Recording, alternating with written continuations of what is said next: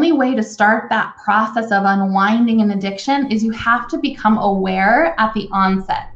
So the next time you get triggered, pause. This is Becoming, the podcast for leaders to think differently with actionable tips in 30 minutes or less to claim your intuition, your influence, and your agency. And finally, get to the truth of what stands between you and who you are meant to become. Many of us believe that once we become that future self, then we will be happy, successful, and complete. This podcast exists to shine a light on the truth that the time is now and your future self can be who you become today. Let's dive in. Welcome back to another episode of Becoming. I am your host, Stacey Baron-Fuss. What are you thinking about the first few episodes on addiction to awakening? Are you having some insights? I know that so much of what I put together for you is my own experience, right? And what I've learned in my own process of becoming. And I'm excited to dive into today's topic because, as I've mentioned before, these addictions, they build upon one another. They really are intertwined with one another. And when you start to have awarenesses around each one, what's really exciting is that it begins to have a snowball effect. It begins to unlock and unleash other dysfunctional patterns and other addictions that you have, and really accelerates your path to awakening, which is my goal in going through all of this with you. So, as I say on each of our episodes, I want you to put the glasses on that you are the problem and you are also the solution. Because in today's episode, my goal is to trigger you as we go into the triggers as the fourth addiction to unwind and unlock in this path to awakening. And I want to remind you, the path to awakening is not linear. It is not one way. What works for me, what my journey looks like, is going to look much different for you. But that's the beauty in it, because at the root, we are all one. You may see me as different, but really, we're one. We are getting triggered. Our content is different, but we each experience a trigger. We each experience an addiction to a disempowering thought.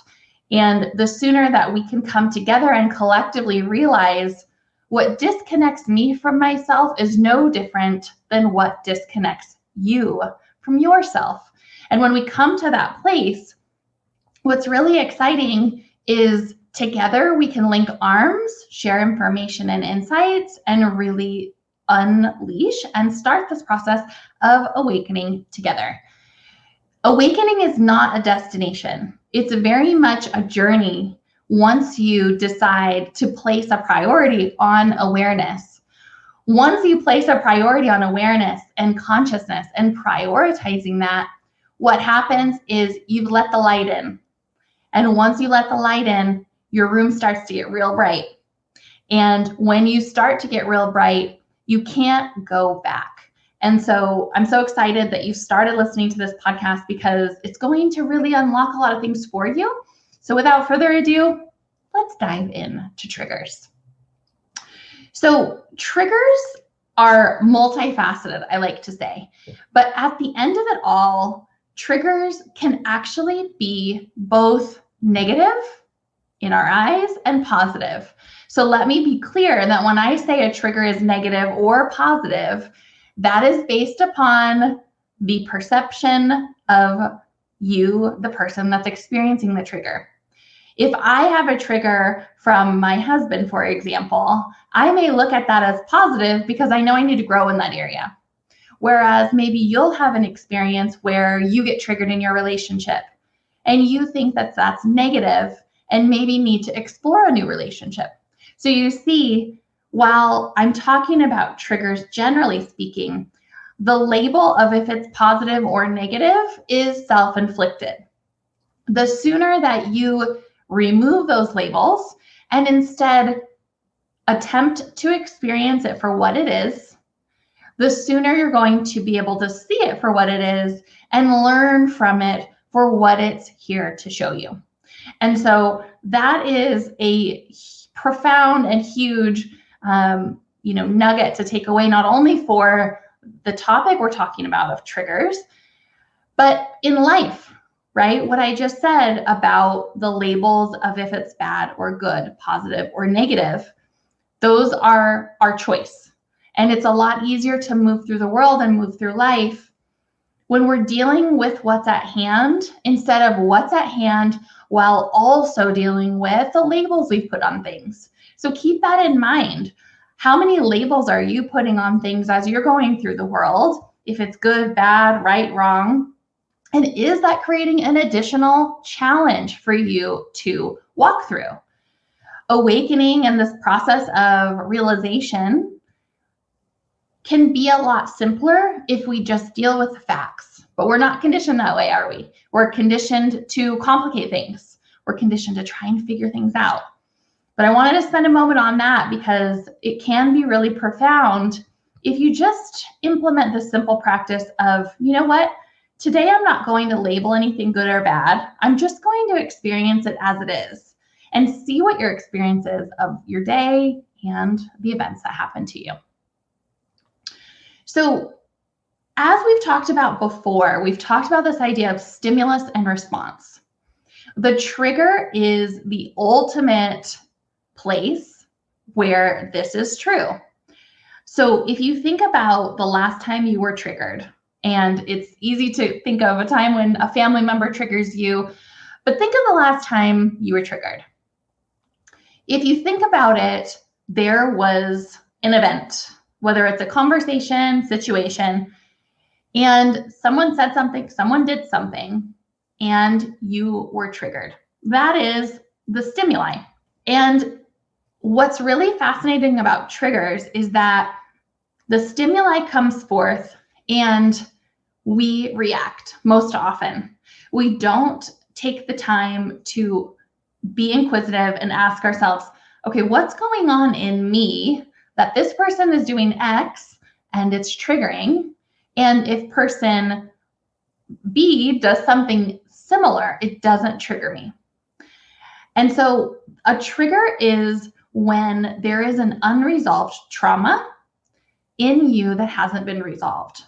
And so if you can start to look at triggers as this amazing opportunity to look at yourself, that's when the game can really change. But here's what's fascinating about triggers, and this is where the addiction comes in. Again, addiction is any behavior that we're doing where we don't have the power or freedom to choose differently. So when we react to triggers, it's very reactive. It's unconscious. We're not necessarily thinking about, oh, this person did this. Let me reflect, pause, and then take action. But that's actually what I'm encouraging is the next time you get triggered, to stop the addiction, the only way to start that process of unwinding an addiction is you have to become aware at the onset. So the next time you get triggered, pause and just see what you notice. And by the way, this pause is not a 10-minute pause. It can be a 15-second pause. It can be that simple. But here's what's really interesting about triggers, and this is what I was saying where the addiction comes in. Triggers can be positive or negative, meaning that a trigger can happen when something positive is happening. So let's say that you just got that amazing new account, that new client that brought in another 6 figures into your company. That is a positive event, right? You achieved this goal. The positive trigger can be that you're so joyful and so excited, and you allow yourself to feel that joy. You feel that excitement.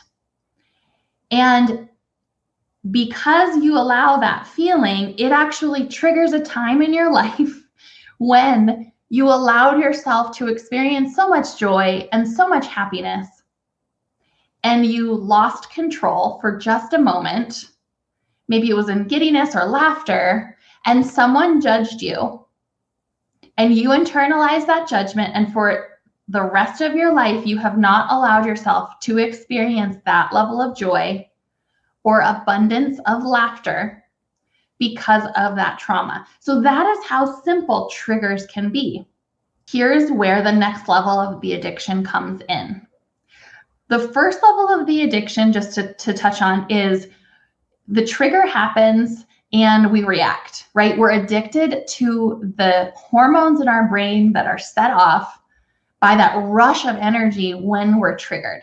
That's step one. Step two, where the addiction comes into play, is the addiction to not making a change or not reflecting on what happened, which triggers the first addiction we talked about, which is victim consciousness. This person is doing something I don't like. I'm triggered. It's their fault, and I'm miserable, and there's nothing to do about it. You can see very quickly how all of these addictions really flow into one another. But triggers is such a sneaky way in which we reaffirm that we're a victim. A conscious and connected leader and executive team is truly the future of successful organizations. The Truth Teachers are proud to announce that we are now offering corporate packages to create more consciousness in the workplace. If you are looking to impact the C-suite or your executive teams in a powerful way, we help CEOs and teams claim their power, take radical ownership, release patterns and programs that limit their capability to lead, and activate them as conscious and powerful leaders, so they not only can impact the organization, but that their conscious leadership can impact all of the clients that they serve. If you're interested in learning more, please click the link in the show notes, and we look forward to speaking with you further about creating conscious workplaces, because those truly are the future of successful organizations. And so if you can start to see these levels, right? These levels of how triggers happen and how a trigger triggers a story, which we talked about in a previous episode, right? It triggers the mistaken belief that you're a victim. And the trigger also can trigger your focus on disorder and problems, because what you could then see yourself doing is, what's the point? You're blaming the other person. I have to deal with this person. And you just sort of give up a little bit, right? You become hopeless because what's the use? I can't change this. I'm powerless. So you can see again how these different addictions come together to keep us stuck from our ultimate becoming. The path to become who we're meant to be is disconnected. Rather, who we're meant to become can be disconnected from that ultimate reality because we're so busy managing our addictions to what I've shared with you that there's no energy left to focus on becoming, or the energy we do have, it's very much limited. Like, look at your life for a moment. Look at everything you've accomplished. It is a tenth of what your potential is. And I know you're successful. You wouldn't be listening to this podcast if you weren't in your own right. Think about the energy, the desire to take action, the inspiration when you're no longer managing your addictions and instead promoting and focusing on your becoming. That's why I started this podcast with these addictions, because we first must see where and why we get disconnected. Because when we're disconnected from ourselves, we're disconnected from our creator. And when we can connect to ourselves and connect to our creator, we become a co-creator with our creator of one, what we're supposed to do in this world, what our purpose is. And we do it with such zest, passion, and love that we impact people just by being in our presence. You have the ability to change lives just by people being in your presence. But you first have to see where your challenges are so that can become your change. So know that triggers can go either way, right? Triggers can go both positive and negative. It's best to remove those labels like we talked about. And it's also really powerful to start to make a list of what triggers happen. Because one thing that was really true for me is I started to see that while I was getting triggered with different people and in different situations, the root of the trigger was the same. And so let me give you an example. I would get triggered with my husband, right? It would be about, let's say, in a conversation about travel. I would get triggered, and I would then get triggered in the business when one of my salespeople didn't report numbers accurately. It's like, why, right? But in both cases, it was examples of loss of control. So the actual trigger was based on control. It wasn't based on travel or sales data, right? So you can see how triggers wear these masks to distract us, right, from seeing what is. And so that's something that can be really powerful, is start keeping a list of where you're triggered. And as you discover and really compile this list, start to see if there are themes. Start to see if the root trigger is not what it appears to be in the conversation, but it's actually about control or about a loss of control that you experienced when you were young, right? But be careful not to go into what the last addiction talked about, stories, because it's so easy to have a trigger, see the root cause of it, but then go into telling a story about it that then distracts you from getting to the root of it once or for all. And so that's why I say, look at the facts. Just look at what is instead of the reasons why or the explanation. It's very easy to go into all of that, right? Again, that's our conditioning, is to explain, to reason, and to justify. And that's something you want to really be aware of in this process as you discover and notice your triggers. So let's go through some actionable tips so that you can start to see these triggers and really come out of this addiction. The first step is, where do you get triggered the most? And can you see any patterns? So like I was just talking about, right? The second thing is, do you observe that you have positive triggers and then they ultimately turn into negative ones, like the example that I had given you earlier? So do you find yourself experiencing so much joy, or when you hit that, ceiling of abundance, prosperity, that somehow it turns negative? See what that trigger is and see if you can get to the root of both the negative and the positive. And lastly, what growth is presenting itself to you based on how you're triggered? Triggers are helping us grow, right? If you think of it, and I love this idea that one of my mentors in India said. He said, nature is hell-bent on our growth. You've heard the term. You're either growing or you're dying, right? Triggers are a treasure map to growth.